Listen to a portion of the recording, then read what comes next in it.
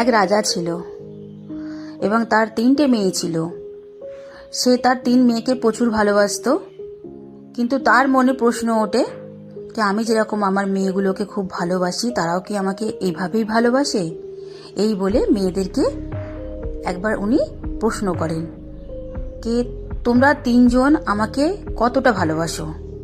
তখন বড় মেয়ে উত্তর দেয়, আমি তোমাকে বাবা সমুদ্রে যতটা জল আছে তার থেকেও বেশি ভালোবাসি। রাজা খুব খুশি কথাটা শুনে।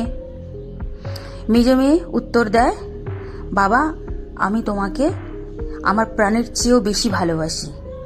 রাজা এতেও প্রচুর খুশি হয়।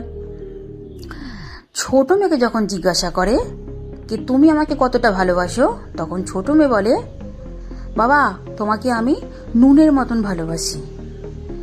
নুনের মতন কথাটা শুনে রাজার মাথা পুরো গরম হয়ে যায় এবং সে সেই মুহূর্তে মেয়েকে ঘর থেকে বের করে দেয় আর বলে, তুমি আমাকে নুনের সঙ্গে তুলনা করলে, আজ থেকে তুমি আমার মেয়ে নয়, তুমি এখান থেকে বেরিয়ে যাও, আমার রাজ্য থেকে বেরিয়ে যাও।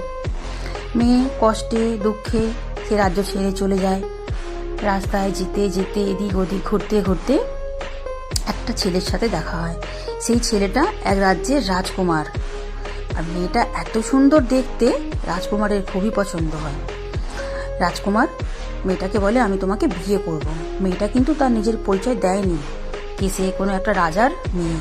মেয়েটা বলে, আমি সাধারণ বাড়ির মেয়ে, আমার কেউ নেই বলে মেয়েটার সাথে সে বিয়ে করে। বিয়ে করে সুখে শান্তিতে ঘর করতে থাকে। অনেক বছর কেটে যায়। একবার কি হয়, দূর দেশে বাণিজ্য করতে ওই মেয়ের যে স্বামী ছিল, সেই স্বামী বাণিজ্য করতে যায় এবং এদিক থেকে ওই মেয়েটার যে ছোট মেয়েটার যে বাবা ছিল, যে রাজা ছিল, সেও সেই দেশে বাণিজ্য করতে যায়। বাণিজ্য করতে গিয়ে নিজের জামাই, যে ছোট জামাই, উনি যে জানতেন না, তার সাথে দেখা হয়।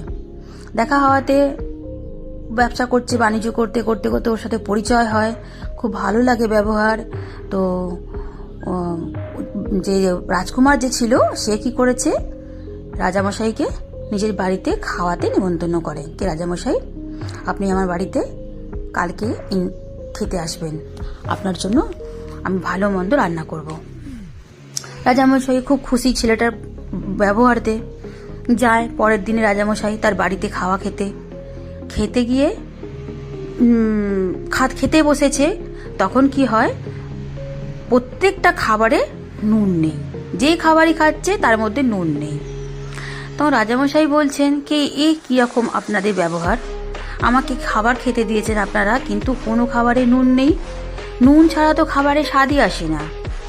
তখন মেয়েটা নিজের মুখটা ঢেকে রেখেছিল, ও ছোট মেয়ে নিজের মুখ খুলে বলে, বাবা আমি এইটাই বলতে চেয়েছিলাম কি নুন ছাড়া কোনো খাবারে স্বাদ নেই, নুন দিলে খাবারের স্বাদ বেড়ে যাবে, দ্বিগুণ বেড়ে যাবে, আমি এতটাই তোমাকে ভালোবাসি, তুমি তখন আমার কথা বুঝতে পারোনি।